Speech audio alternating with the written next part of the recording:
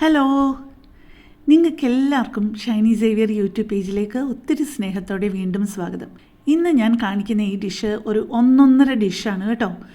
ഫഹീറ്റ rice എന്നാണ് ഇതിൻ്റെ പേര്. ഇതൊരു മെക്സിക്കൻ ഡിഷാണ്. പക്ഷേ അതിന് ഞാൻ എൻ്റേതായിട്ടുള്ള രീതിയിലുള്ള വ്യത്യാസങ്ങളൊക്കെ വരുത്തിയാണ് ഞാനിത് ചെയ്യുന്നത്. പേര് കേട്ടിട്ട് ഇത് നിങ്ങൾ വലിയ ബന്ധപ്പാടുള്ള ഒരു കാര്യമാണെന്ന് വിചാരിക്കുകയേ വേണ്ട. വളരെ ഈസിയാണ് ഇത് തയ്യാറാക്കാനായിട്ട്.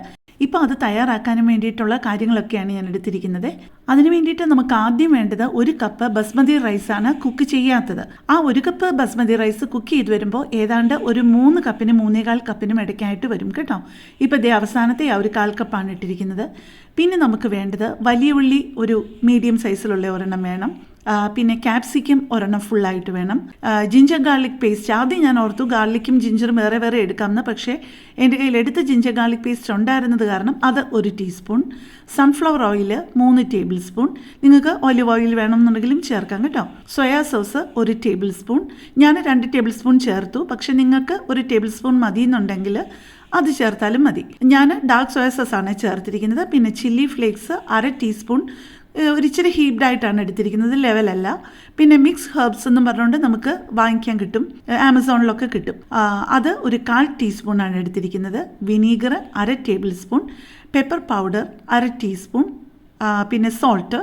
പിന്നെ ചിക്കൻ, ബോൺലെസ് ചിക്കൻ പീസ് 300 ഗ്രാമുമാണ് എടുത്തിരിക്കുന്നത് കേട്ടോ.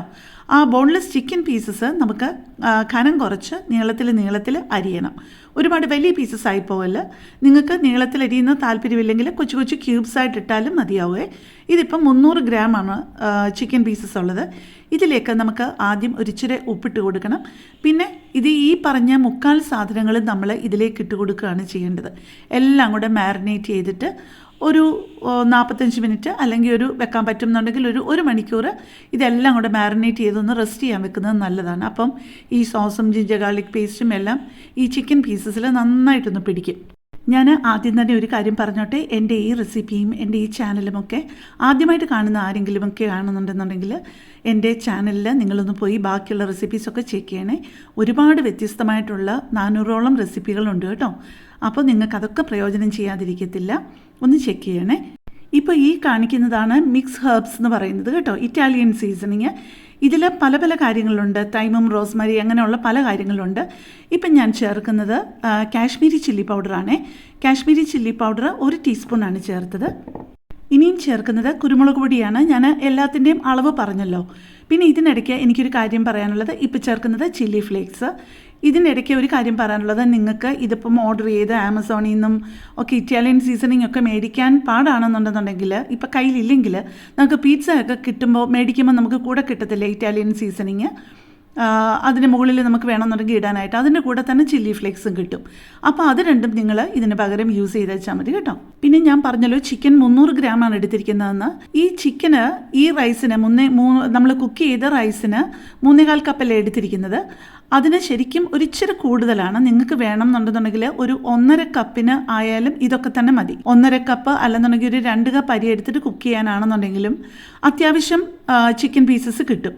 ചിക്കൻ പീസസ് കുറവ് മതിയെങ്കിൽ ഇല്ല, ഒരിച്ചിരി നന്നായിട്ട് വേണം. കാരണം നമ്മൾ ഇതിൻ്റെ കൂടെ വേറെ കറിയൊന്നും വേണ്ട ആവശ്യമില്ല. കറിയൊന്നും ഇല്ലാതെ തന്നെ നമുക്ക് കഴിക്കാവുന്നതേ ഉള്ളൂ ഇത് കേട്ടോ. പിന്നെ നമുക്ക് ചിക്കൻ ഇല്ലാതെ വേണമെന്നുണ്ടെങ്കിലും ക്യാപ്സിക്കം വെജിറ്റബിൾസും മാത്രം ഇട്ടിട്ടും നമുക്ക് ഇതുപോലെ തയ്യാറാക്കാവുന്നതേ ഉള്ളൂ. ഇപ്പം ഞാൻ 3 ടേബിൾ സ്പൂൺ സൺഫ്ലവർ ഓയിൽ ഒഴിച്ച് കൊടുത്തിട്ട് ഒരു മീഡിയം സൈസിലുള്ള ഒരു സവോളയാണ് 4ആയിട്ട് മുറിച്ച് അതിലോട്ട് ഇട്ട് കൊടുത്തിരിക്കുന്നത് വഴറ്റാനായിട്ട്. ഫഹിറ്റ എന്ന് പറയുന്നത് ഒരു മെക്സിക്കൻ ഡിഷാണ്. ഇതിൻ്റെ സ്പെല്ലിങ് FAJITA ആണെന്നുണ്ടെങ്കിലും അത് പ്രൊനൗൺസ് ചെയ്യുന്നത് ഫഹിറ്റ എന്നാണ് കേട്ടോ. ഇപ്പം നമ്മൾ മാരിനേറ്റ് ചെയ്ത് വെച്ചിരുന്ന ചിക്കൻ അതിനകത്തോട്ട് ഇട്ടിട്ടുണ്ട്. നമ്മുടെ ഉള്ളി നന്നായിട്ടൊന്ന് വഴന്ന് ഒതുങ്ങിക്കഴിയുമ്പോഴാണ് നമ്മൾ ഈ ചിക്കൻ പീസസ് അതിനകത്തോട്ട് ഇട്ട് കൊടുക്കേണ്ടത്. എന്നിട്ട് അത് നന്നായിട്ടൊന്ന് കുക്ക് ചെയ്യണം. ഒരു 2-3 മിനിറ്റ് ഇതിനകത്തിട്ട് തന്നെ നല്ല ഫ്ലെയിമിൽ, ഹൈ ഫ്ലെയിമിലിട്ട് 2-3 മിനിറ്റ് ഒന്ന് കുക്ക് ചെയ്ത് കഴിഞ്ഞിട്ട് കുറച്ച് നേരം നമ്മൾ മൂടി വെച്ചും ഒന്ന് കുക്ക് ചെയ്യണം. ഞാൻ നിങ്ങളോട് പറഞ്ഞല്ലോ 2 ടേബിൾ സ്പൂൺ ഡാർക്ക് സോയാ സോസാണ് ഞാൻ ഒഴിച്ചിരിക്കുന്നത്. നിങ്ങൾക്ക് സോയാ സോസിൻ്റെ ടേസ്റ്റ് അത്രയ്ക്കും ഇഷ്ടമല്ല എന്നുണ്ടെന്നുണ്ടെങ്കിൽ 1 ടേബിൾ സ്പൂൺ ആയാലും മതി കേട്ടോ. പിന്നെ ഞാൻ പറഞ്ഞല്ലോ നിങ്ങൾക്കൊരു 1.5 കപ്പ് വേണം എന്നുണ്ടെന്നുണ്ടെങ്കിലും കുക്ക് ചെയ്യാത്ത റൈസ് എടുക്കാം, ഇത്രയും ചിക്കനാണ്. പക്ഷേ അപ്പോൾ സോസുകളൊക്കെ അതിനനുസരിച്ച് ഇച്ചിരി ജിഞ്ചർ ഗാർലിക് പേസ്റ്റ് ഇച്ചിരി കൂടുതൽ എടുക്കണം. അങ്ങനെ എല്ലാം ഒരു ചെറുതായിട്ട് അതിനനുസരിച്ച് കൂടുതൽ എടുക്കാൻ ശ്രദ്ധിക്കണേ. ചിക്കൻ മാത്രം കുറച്ചുള്ളൂ, അത് തന്നെ മതി, 300 ഗ്രാം തന്നെ മതി. ബാക്കിയെല്ലാം കുറേശ്ശെ ആ റൈസിൻ്റെ അളവിനനുസരിച്ച് ഇച്ചിരി ഒന്ന് കൂട്ടണം കേട്ടോ. പിന്നെ ഒരു കാര്യം ഓർക്കാനുള്ളത്, നിങ്ങൾക്കറിയാലോ സോയാ സോസിൽ നല്ല ഉപ്പുള്ള ഒരു കാര്യമാണ് സോയാ സോസ്. അപ്പോൾ ഉപ്പ് ചേർക്കുമ്പോൾ എപ്പോഴും ശ്രദ്ധിച്ചോണേ. ഏറ്റവും അവസാനം നമ്മൾ ചോറ് കുക്ക് ചെയ്യുമ്പോൾ ഒരു ഇച്ചിരി ഉപ്പിട്ട് കുക്ക് ചെയ്യുന്നതാണ് നല്ലത്.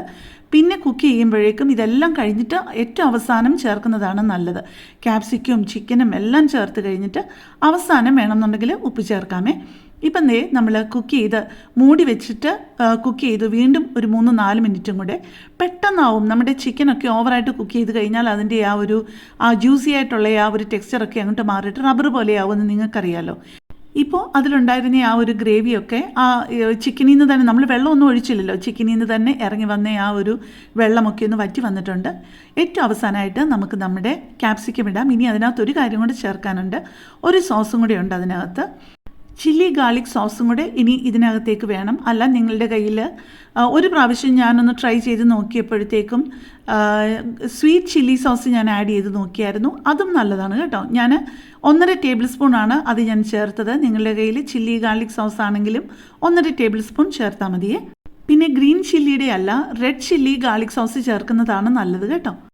നിങ്ങളുടെ കയ്യിൽ ഈ 2 സോസും ഇല്ലാന്നുണ്ടെങ്കിൽ സോയാ സോസ് മാത്രമായാലും മതി, എങ്കിലും നല്ല ഫ്ലേവറാണ് കേട്ടോ. പിന്നെ ഇതും കൂടെ ചേർത്താൽ ഇച്ചിരി നല്ലൊരു ഫ്ലേവറാണെന്നുള്ളതേ ഉള്ളൂ.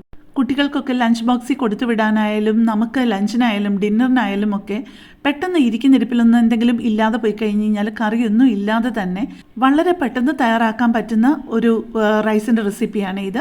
ഇപ്പം നമ്മളുടെ പിന്നെ പ്രത്യേകം ശ്രദ്ധിക്കാനുള്ളത്, റൈസ് നമ്മൾ കറക്റ്റായിട്ട് കുക്ക് ചെയ്തെടുക്കണം കേട്ടോ. അത് കുഴഞ്ഞു പോയി കഴിഞ്ഞ് കഴിഞ്ഞാൽ അതിൻ്റെ ആ ഒരു സ്വാദ് പോലും നമുക്ക് കിട്ടാതായി പോവും. ശരിക്കും സ്വാദ് വ്യത്യാസം വരില്ല, എന്നാലും എല്ലാം കൂടെ കുഴഞ്ഞു കിടക്കുമ്പോൾ നമുക്ക് കഴിക്കാൻ തന്നെ തോന്നില്ല. പിന്നെ ഇത് ഇളക്കി കൊടുക്കുമ്പോൾ ശ്രദ്ധിക്കാനുള്ള ഒരു കാര്യം, ആ പാത്രത്തിൻ്റെ അടിയിലൂടെ ആ ഒരു സ്പാച്ചുല ഇട്ടിട്ട് വേണം നിങ്ങൾ ഇളക്കാനായിട്ട്. മറ്റ് കറികളൊക്കെ വഴറ്റുമ്പോൾ നമ്മൾ അങ്ങോട്ടും ഇങ്ങോട്ടും ഒക്കെ ഇട്ട് ഈ സ്പാച്ചുലായിട്ട് നീക്കി കൊടുക്കുമല്ലോ, അതുപോലെ കെയർലെസ് ആയിട്ട് നമ്മൾ ഈ ഒരു റൈസ് ഹാൻഡിൽ ചെയ്യല്ലേ. വളരെ സോഫ്റ്റായിട്ട് തിരിച്ചിട്ട് കൊടുത്താൽ നമ്മുടെ ബിരിയാണി അരിയൊന്നും പൊട്ടിപ്പോകാതെ, അതുപോലെ തന്നെ ഓരോ അരിമണിയും പ്രത്യേകമായിട്ട് പൊട്ടിപ്പോകാതെ തന്നെ കിടക്കും. അപ്പോൾ തന്നെ കാണാൻ തന്നെ നല്ലൊരു ഭംഗിയായിരിക്കും. ഇപ്പോൾ തന്നെ നിങ്ങൾക്ക് മനസ്സിലാവുമല്ലോ അല്ലേ എന്ത് ടേസ്റ്റാണ് ഇതെന്ന്. ആ സോസും അതിനകത്ത് നമ്മൾ ചേർത്തയെല്ലാം ആ റൈസിൻ്റെ എല്ലായിടത്തും നന്നായിട്ട് പിടിക്കത്തക്കവണ്ണം ഒന്ന് വെക്കണം. പിന്നെ നിങ്ങൾക്കൊരു ഇച്ചിരി കൂടുതലെങ്ങാനും റൈസ് വെന്ത് പോയി എന്നൊരു തോന്നലുണ്ടെന്നുണ്ടെങ്കിൽ നിങ്ങൾ തലേ ദിവസം അല്ലെ പിറ്റേ ദിവസത്തേക്ക് മാറ്റി വെച്ചാൽ മതി കുക്ക് ചെയ്യുന്നത്. അപ്പം ഫ്രിഡ്ജിലൊന്ന് കുറച്ച് നേരം ഒന്ന് ഇരുന്ന് കഴിയുമ്പോഴേക്കും അത് കുറേ കൂടി ഒന്ന് ഉറയ്ക്കും. അത് കഴിഞ്ഞിട്ട് ശരിക്കും ഫ്രൈഡ് റൈസും ഇങ്ങനെയുള്ള റൈസൊക്കെ ഉണ്ടാക്കുമ്പം തലേന്ന് തന്നെ ഉണ്ടാക്കുന്നതാണ്. റൈസ് ഉണ്ടാക്കി വെച്ചിട്ട് ഒരു ദിവസം ഫ്രിഡ്ജിൽ വെച്ചിട്ട് എടുത്തുണ്ടാക്കുമ്പോഴാണ് കുറേ കൂടെ നന്നായിട്ട് കിട്ടുന്നത്. ഇപ്പോൾ നിങ്ങൾ കണ്ടല്ലോ അല്ലേ, അതുകൊണ്ടാണ് ഞാൻ നിങ്ങളെ ക്ലോസപ്പ് ഒന്ന് കാണിച്ചത്. അപ്പോൾ നിങ്ങൾ ഇത് ഒറ്റ പ്രാവശ്യമെങ്കിലും ഇതൊന്ന് ട്രൈ ചെയ്യണേ. നിങ്ങൾക്ക് ഇത് ഇഷ്ടപ്പെടാതിരിക്കത്തില്ല. നിങ്ങൾ മെനക്കെടുന്ന ആ ഒരു സമയം ഒരിക്കലും വേസ്റ്റ് ആവത്തില്ല എന്നുള്ളത് എനിക്ക് ഉറപ്പുണ്ട്. അപ്പം നമുക്ക് കൂടുതൽ നല്ലൊരു വീഡിയോയുമായിട്ട് നാളെ കാണാം. താങ്ക്